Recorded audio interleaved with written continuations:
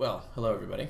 So today we're going to be talking about the Mac, and in particular, we're answering your questions because today's class is entitled "The People's Choice," all about the Mac and all about the questions that you asked. So we have a handout for you, as always. Handout. Let's let's just get started. So there's a few key items up here in the top.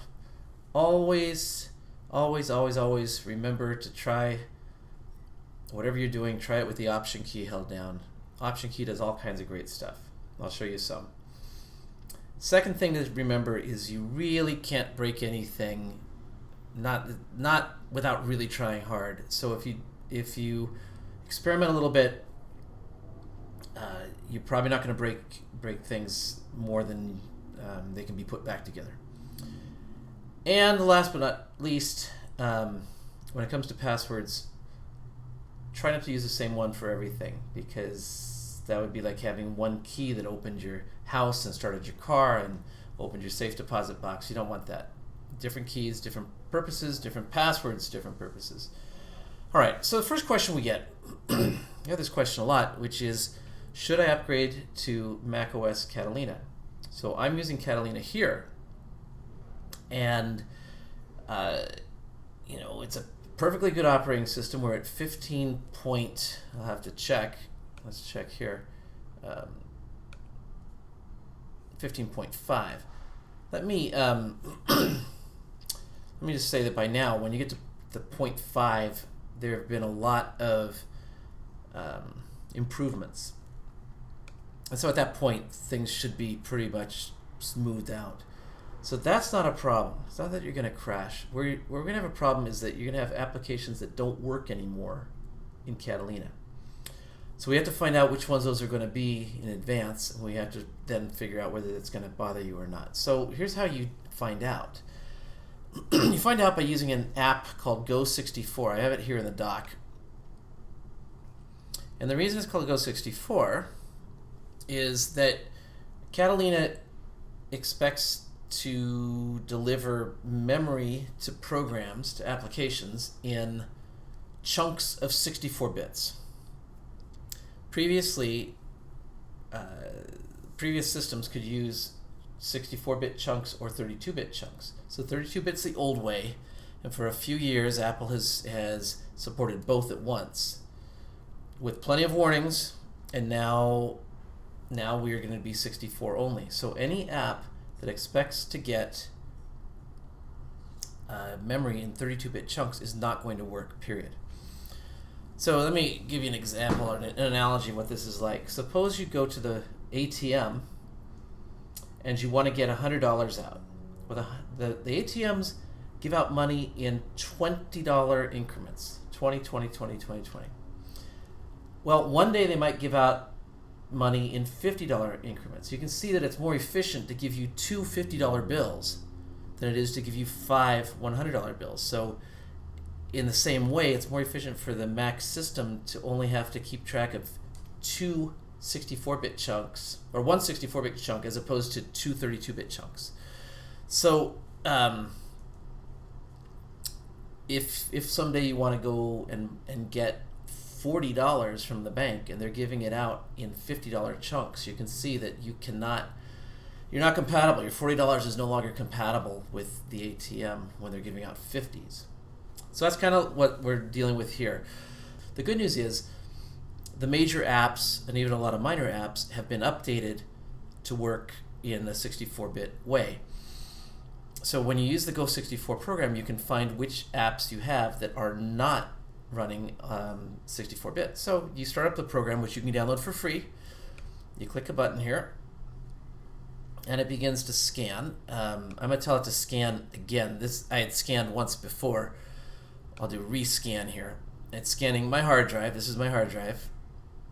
This is OWC's Otherworld Computing, great reseller.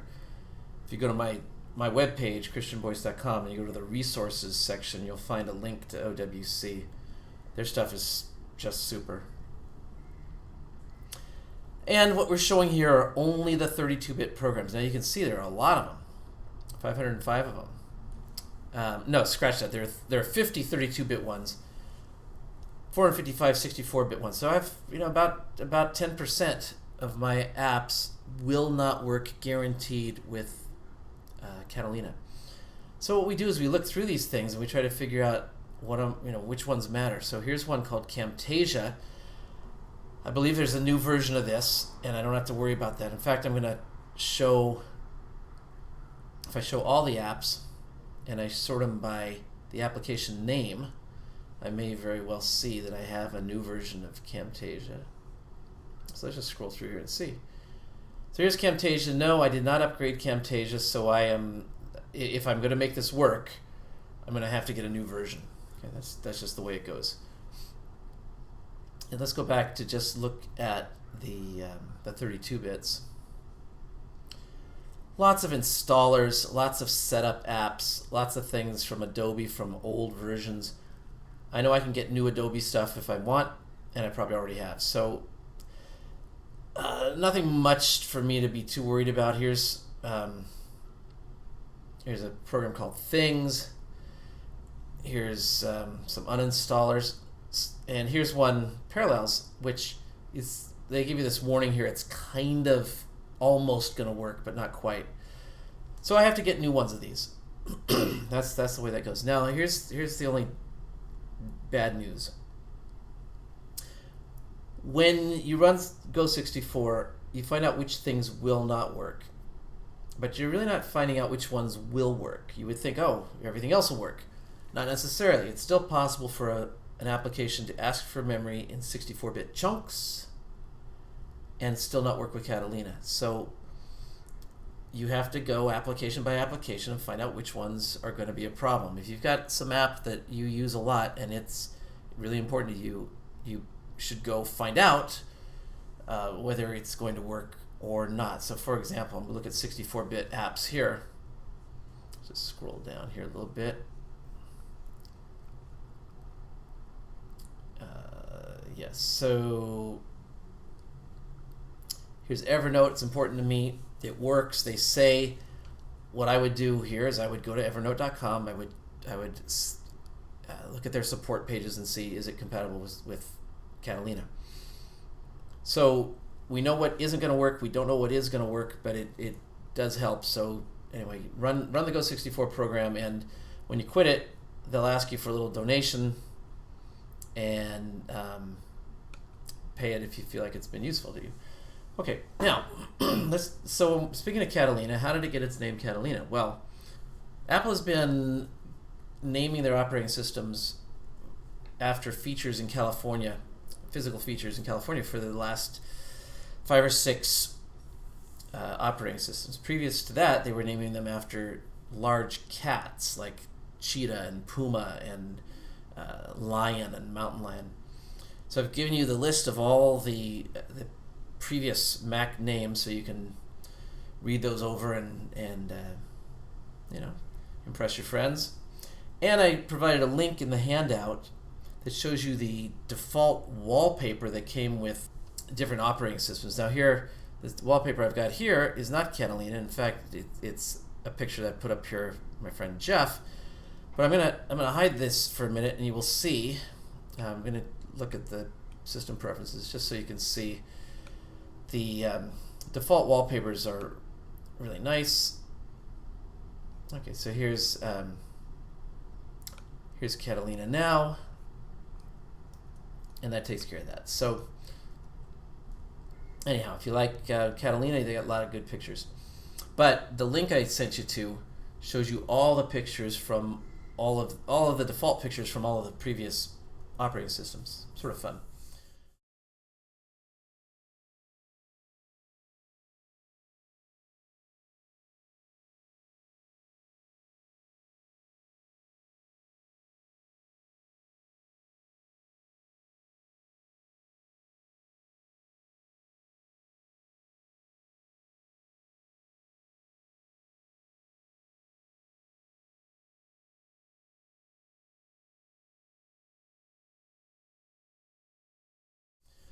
Okay, my next question was, what is iCloud? And I have a lot of people tell me, I don't want to deal with the cloud. I don't want anything in the cloud. I don't trust the cloud. And I therefore don't do cloud, they'll say. Well, turns out you're using the cloud whether you want to or not. So let's say you are using email. When someone sends you an email, they don't send it straight to you, to your machine. They send it to a server somewhere. And that's what the cloud's about. It's a server. And then your computer asks the server for the mail, brings down a copy. Your phone asks the server for the mail, brings down a copy. So you're already using a server if you're using email. That's the way it is. So you may as well take advantage of the feature it gives you. Is that you can get your information from any device you want. You don't have to have a big disk with all of your information on it. The big disk is up there on a server in some other location.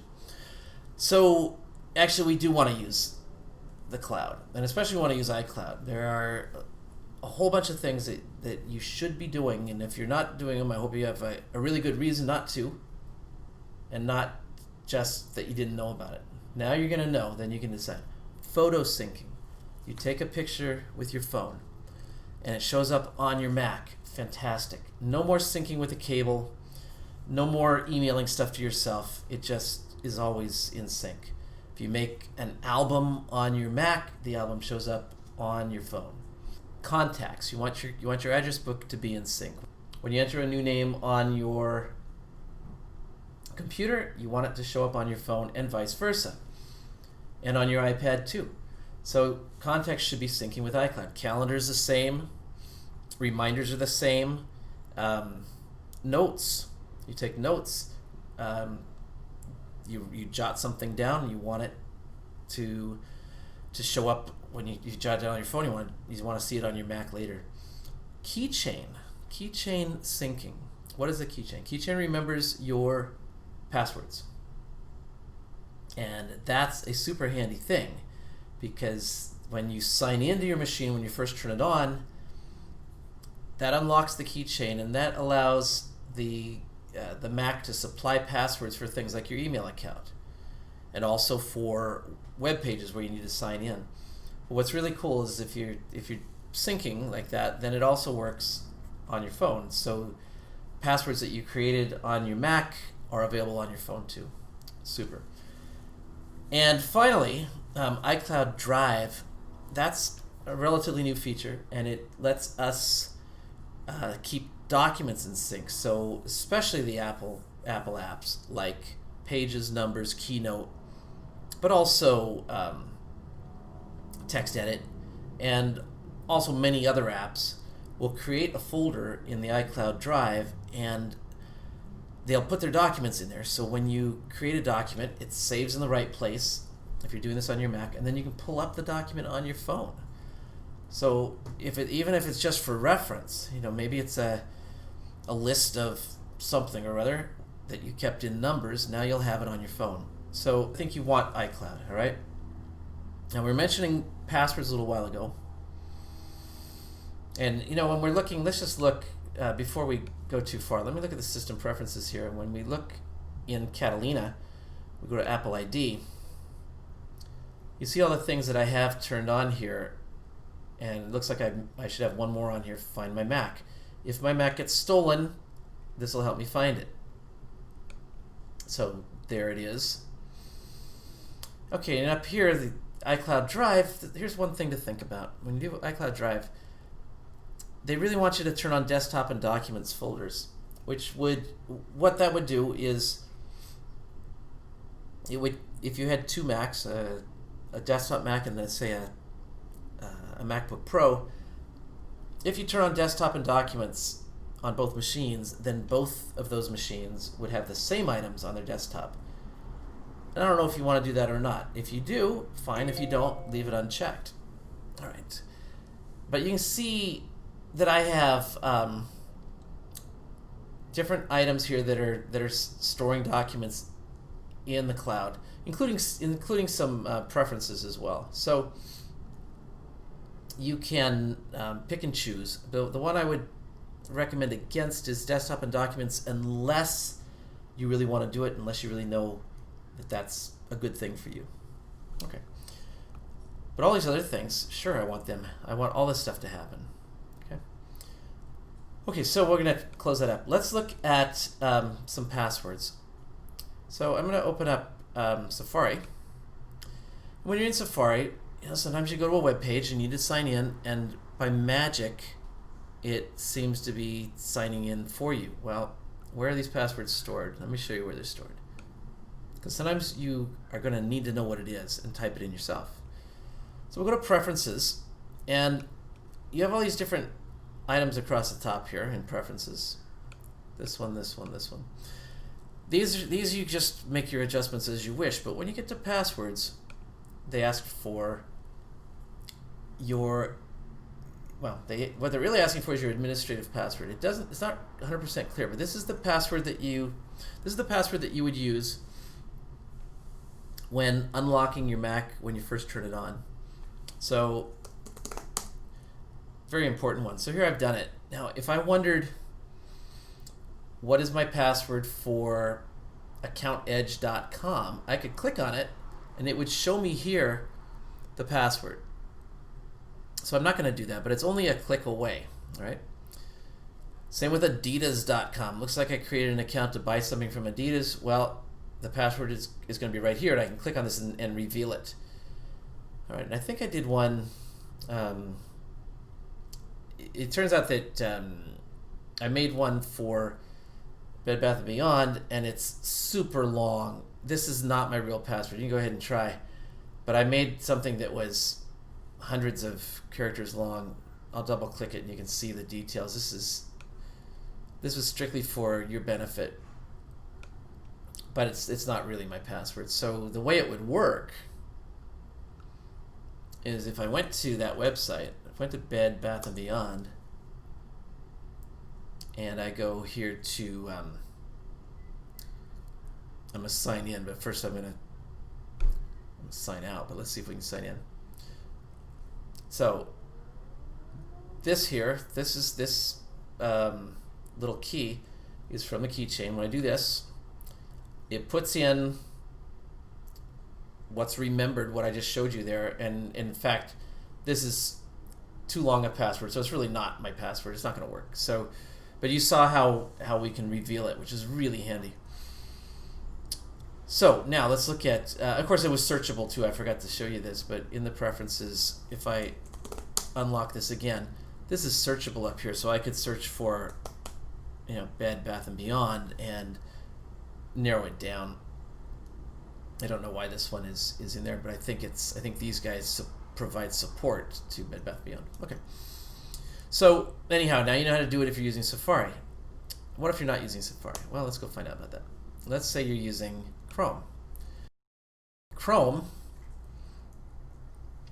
also stores passwords for you if you let it. And the way you find them is here in Preferences for Chrome. And you can see when you look over here, there's a lot of options, but fortunately Passwords is right in front of us, right down here. So I'm going to click on that, and you can see all of these passwords.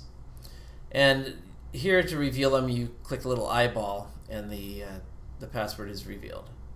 So very simple, very easy, and yeah, it works. It works exactly the same way as on Safari. It's just that it only works in Chrome. So we'll quit that. Let's look at Firefox, the last one we'll look at. Okay, so here's Firefox, and again we go to the preferences, and we will see here, if I go to privacy and security, I believe it's here. We'll find out in a minute. Here it is, logins and passwords. So sometimes you have to dig around to find these things, but this is where Firefox is currently saving things, and I can look here at the saved logins, and it turns out, since I'm not using Firefox regularly, I don't have anything in here, but this is where they would be. Okay, so that's how that works. And so now, what do you do if you maybe use Firefox sometimes, and maybe use Chrome sometimes, maybe use Safari sometimes. Is there a central place for these passwords? It turns out that there is. What you use is a little app called 1Password. So let me bring up Safari again. And 1Password, when you install it, puts a little button here in the toolbar, and behind this button, when I click it, is another master password I need to use to type in. So I put this in. Now I've logged into my 1Password. Now I can see all of these passwords. I know there's a lot of them. Okay. And I can click on them and see what they are. If I look at my staples.com, I can see, okay, there's a password here. I can copy this password and paste it where it needs to go when I go to staples.com. I can also say here, I can click and say, show me what the password is in large type. That's nice too. I can also click this go button. It'll take me there and sign in. That's nice, because they show you the website it's going to go to. I can also click down here, open and fill. It means open this website and fill it in with this stuff. So it works with Safari and with Chrome and with Firefox. So if we look again, leave Safari, and we'll go to, let's look at Chrome real quickly here. Here's the button for 1Password, and I could, you see, I see my stuff right here. And I'm still unlocked because I just unlocked it. So let's take a look at Firefox, and you'll see, hey, there's no 1Password button here. Okay. Well, what are we going to do about that? I'm going to open up the 1Password program, which I can access from the menu bar here. And right here, you see, I want to add 1Password to Firefox. Very nice. So let's add it.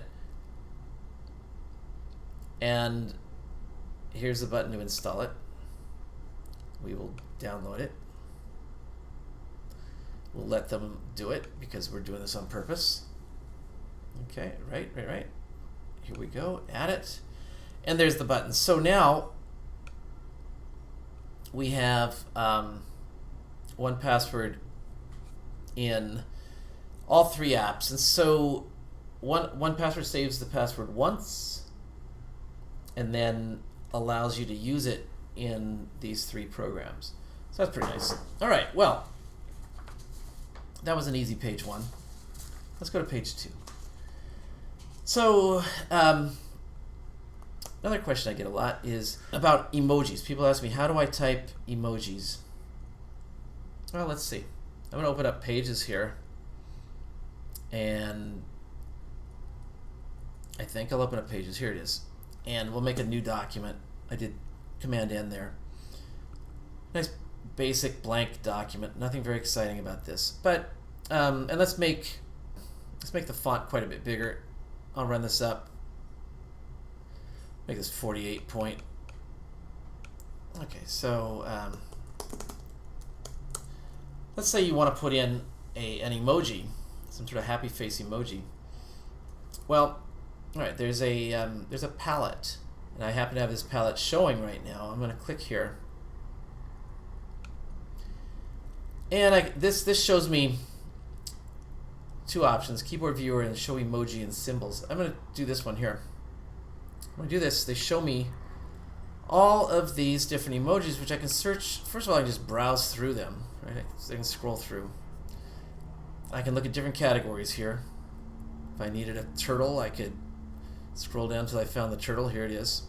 If I double click on this, it'll pop right in. Now some apps do it like this and pop it right in. Some of them don't. But you know, the font is just a regular resizable thing. So it's just as if I typed a character. So we know we can just double click it in some apps, but not all. So I'm showing you one where it does work. And so if I needed a football, I could double click the football. There it is. Okay. Well, so this is one way to get the emoji and symbols palette. Another way to do it is under the edit menu, you have emoji and symbols. This turns out to be a fairly standard item to be in the edit menu. So when I do this, it's a little different palette, but it's still, it turns out it's still searchable. If you go to the top, let's say I look for B, and I can put in a bumblebee here, and there it is. So this little palette, quite nice from emoji and symbols, but this way over here, a little bigger, a little more to work with. And there's also other things besides emojis, currency symbols, and all kinds of different math things, and arrows, and pointing fingers. So now, how did this get here? This got here because I went to the system preferences like this, and I went to keyboard like this, and I turned on this checkbox. So watch up here. When I turn this off, it disappears. When I turn it on, it comes back. Now, you may have noticed that it didn't really disappear, turn into American flag. Well, that's because we are working with an American style keyboard. If we wanted to use an Italian keyboard, I could tell it that I want to pick, besides the US, you see I've moved over here to input sources. I could click here, and I could say I want to use the Italian keyboard. So I'll go down here, and if I do the Italian keyboard, you'll notice that the keyboard's different. You see, the W is here where we're used to having a Z. And if even this one here is a little bit different, let's see, it is, yes, so you see I have a little bit different. I have an E with an accent here, and a U with an accent, and an O and an A with accents, whereas on the American keyboard we don't have those. So what that lets you do is when you're typing, so if I add these, and then I go to type, let's see if I can type the last few characters over there on the, these are the characters on the second row just below the numbers, and they do what we think they do in American typing. But if I change here to the Italian keyboard, I'll just hit a return and we'll type underneath them. You see what I get, and I get different accents and so on and so forth. So that's what this is about, but that's not what we're really after here. We are really after, in the system preferences, in the keyboard section, we want to show keyboard emoji viewers. And I'm going to remove the Italian keyboard so I don't confuse myself. Okay, so how does this turn out to be useful? Well, we already saw about the emoji viewer, but let's look at the keyboard viewer. So here's a keyboard viewer, and it's supposed to look just like the keyboard you're using. So mine's white, theirs is black, but otherwise it's the same. What's neat about it is, first, it is handy that it's resizable. So if yours is small, make it bigger so you can see. Just grab the corner and drag. Well, look, why do we need to know about a keyboard viewer? Well, let's say when I press the letter A, I get an A, of course. If I hold down the shift, it tells me here I'm going to get a capital A. So I'll just type a capital A. I'm going to click right here. I can even click with the mouse on the keyboard, and of course I get a capital A. Well, I think we all know what these things do, and you can see the secondary symbols here, that the @ sign here, the pound sign here, the dollar sign, just what you expect, just like what the keyboard looks like. But there are other symbols that can be generated, and if you press the Option key, as I alluded to at the beginning of the class, the Option key brings new features. And so I'm going to hold the Option key now, and you're going to see here that it gives me some really interesting characters, like an omega here, so I can do ohm. It gives me this almost equals. It gives me this cedilla. It gives me a check mark, which is really for square roots. It gives me some interesting Greek letters, copyright symbol. This is all while I'm holding the Option key down. It gives me a cent sign. That's nice. Gives me a yen sign. That's nice. And now if I hold down the Option and the Shift together, gives me some other really interesting things, including the Apple symbol. So if I want to type, I can see if I let go, that's a K. So if I hold Option and Shift and I type a K, I get an apple. All right. And you can see other interesting characters too, like these are Option Shift gives me an upside down question mark, handy when you're typing questions in Spanish. You can see if I hold the Option key down, I get an upside down over here. This is upside down exclamation point. So lots of interesting things here. So I think we'll just leave it at that, but that's really handy stuff. So let's look at some other things that happen using keys on the keyboard. So people were asking me about shortcut keys, and shortcut keys generally involve the Command key, and you'll see if you look in the menus there's Command this and Command that. So if you wanted to go to a new page, you would do a new Pages document, you would do Command N. It's the same as doing this. If you wanted to open up something that you'd saved, you could do Command O.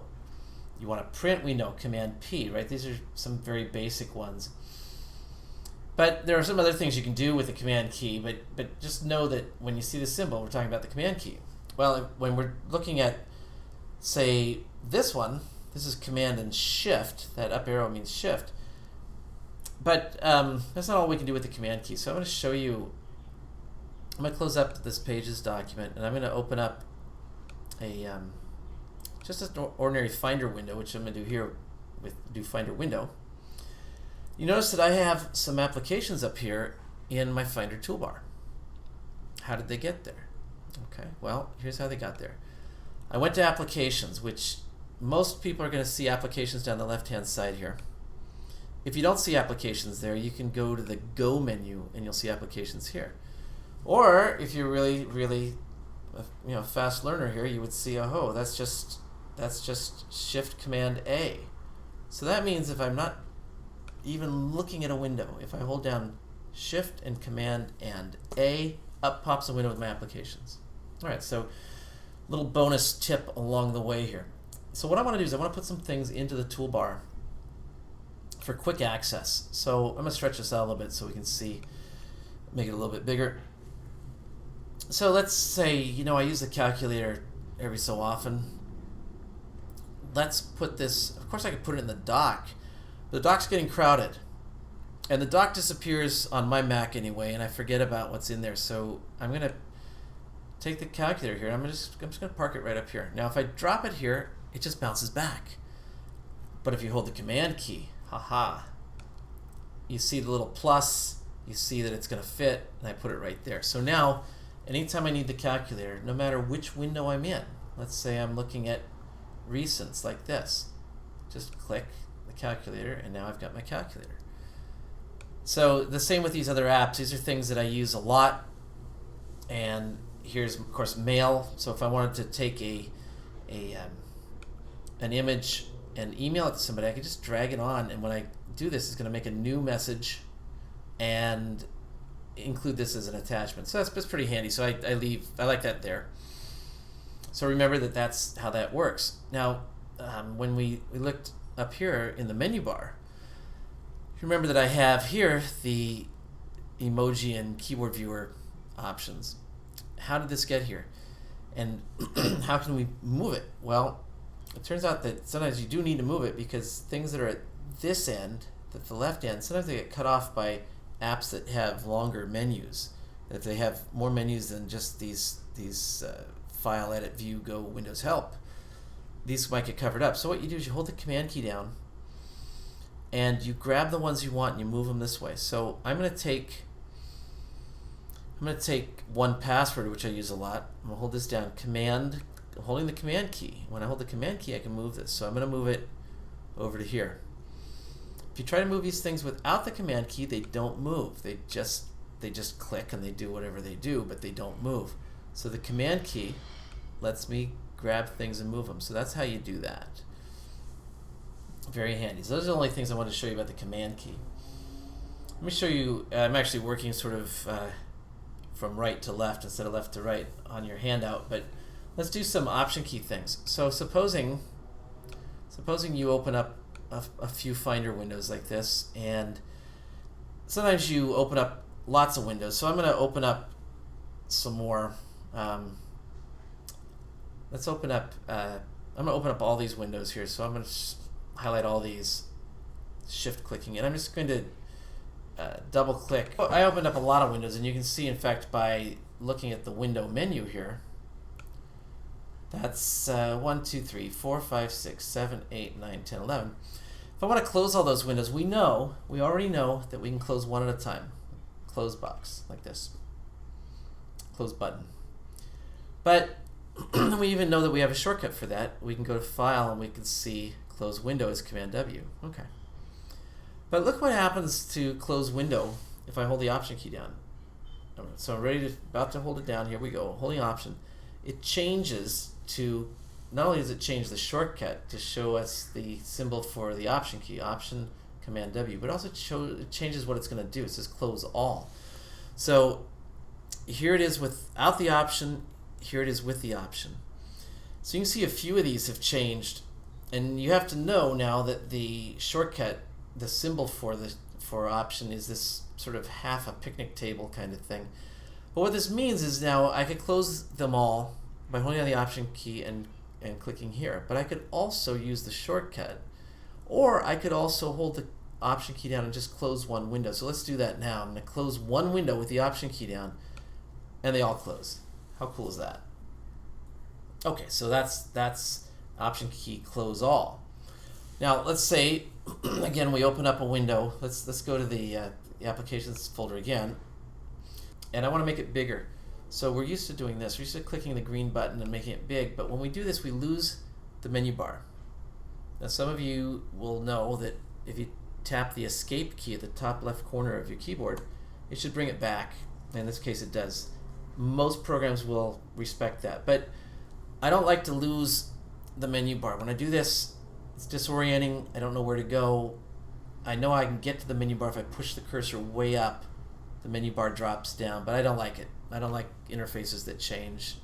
I like it to be consistent. So I'm going to hit the escape again. But still, you do sometimes want to make the window bigger. So if you hold the Option key down when you click the green button, it gets bigger without going past the top edge of the screen. So that's nice. Now, that's the part where it says zoom a window properly. Let's look at emptying the trash with the Option key. If I look at the trash here, I have nothing in it right now, but let's put something in it. I'm going to I'll duplicate something here. I'll duplicate Evernote, and I'll just do it right here, and then I'll put that in the trash. So I don't need this copy. So what we're used to, if I put this in the trash, if I go to empty the trash, we're used to, you see the ... the ellipsis thing, that always means you're going to get a dialog box with a chance to cancel. So if I don't want to empty it after all, I hit cancel. But if I do want to empty it, and I know I want to empty it, then going through this extra step here is it's time consuming. It's just a little bit of time, but it's annoying. So what one does is he holds the Option key down when he comes up here to Finder, and when he goes down to empty trash, you see that it's not ... anymore, and so that thing is going to go without any message from the system. So it's gone. Now, look at some other things you can do. Let's say I want to take this picture here, which I'm going to use a space bar to pop open. Okay, so let's say I want to take this picture, and I want to put it in this People's Choice folder, but I want to keep a copy out here too. So if I drag it up there, it's gone. It's moved to that folder, which is what we expect. I'm going to undo moving it, which is a great shortcut here, a great trick to know. Bring it back. This time I'm going to hold the Option key down when I drag it, and you see that I've got a little plus sign. It means it's going to be in both places. So when I do this, it's still here, but it's also in this folder right here. I don't need it in this folder, so I'm going to delete it. here's one of the best keyboard shortcuts around. I can move that to the trash with Command Delete. If you just press Delete, it doesn't go anywhere. Okay, I can try. It doesn't go anywhere. If I hold the Command down, it will fly to the trash. So that's great. Okay, so duplicating an item is done by holding down the Option key and dragging it. This is going to work in a lot of places. Let's look at. Let's go back to our Pages document, and let's say I have a blank document here, and let's say I put an object on here. It's easy to insert a shape like a star. So let's make a star, and I'm going to make this. Let's give it a yellow fill. Okay, I've got a star, and I'm going to put a shadow on it. All right, so here's my star. Now I want another star. Well, I could come up here, go to Shape, and do this again, and then colorize this one too. I don't want to do that, so I'm going to undo that. But if I hold the Option, and I could drag this around, right? We know we can do that. But if I hold the Option key down when I drag it around, I peel off extra copies. So it really super handy. Just hold the Option key, okay? It's going to work. Here's something else you can do. Let's say you have a laptop and you're wondering about your battery. Well, normally when you click on the battery, and I can't show you this because unfortunately I don't have a laptop here. I'm using my Mac Pro. But when you click on the battery, it shows you some information. But if you hold the Option key when you click on the battery, it'll tell you more. And just yesterday, I was showing somebody this trick, and they looked at the battery and said the battery needs replacing. So that's a trip to the Apple Store, but it's no wonder the charge isn't staying up. It's because the battery is worn out and needs replacing. So Option key, click on the battery in the menu bar, and you'll see. Okay, one more thing we can do. Let's say for some reason that Pages got stuck and I couldn't quit it. That no matter what I did, it wouldn't quit. You can go down here to the dock, and if you click on the app in question and you hold it down, you get a menu. Well, there's some interesting things in the menu, like previous documents, but what we really care about for us right now is quit. But sometimes this doesn't work. Sometimes the program is stuck. But if you hold the Option key down, it becomes force quit, and that will zap it. That'll pull the plug on it. You don't want to do that all the time. You only want to do it when you have to. If the program will quit gracefully, then let it quit. So I'm not going to save this. We're going to quit this. But when you're stuck, click on something in the dock and hold down the Option key, and it will give you the chance to force quit. Similar to doing this, you could do it like this, but I think it feels nice to do it this way, so I like it that way. Okay, let's talk about the Control key. Oh my goodness. Let's do our Command-Shift-A again to bring up the applications, and I'm going to duplicate Automator, and then I'm going to throw it away. I'm going to move it to the trash. So let's duplicate this. And I told you before that there were lots of ways to move something to the trash, and here's another way. I'm going to hold down the Control key, not the Command key. Hold down the Control key and click, and I get a menu. And one of the items in the menu is moved to trash. So this is really easy. I do this, and it flies to the trash. And if we go peek, we can go look at the trash here. We look, and there it is in the trash. So it's really nice because the menu is right there, right under the cursor, and so you don't have to go looking around for the menu. It's always right where you Control clicked. So I want to move to the trash, fine. Want to rename something, fine. Want to get info on it, fine. All these things that you can do with a Control click, so nice. You can also duplicate something. If I wanted to, what I've been doing is clicking here, going to File, and doing Duplicate. Well, let's hold down the Control key when I click on something, and what do you know? Duplicate is right here. So it saves you mousing around, and it also it feels like it's acting right on the thing that you clicked on, which is what it is doing. It's known officially as a contextual menu because it does different things depending on what you click on. So suppose I click on blank space, Control click. It doesn't say delete, but it does say things like new folder. That could be handy. Or let me view it in a different way, like as a list.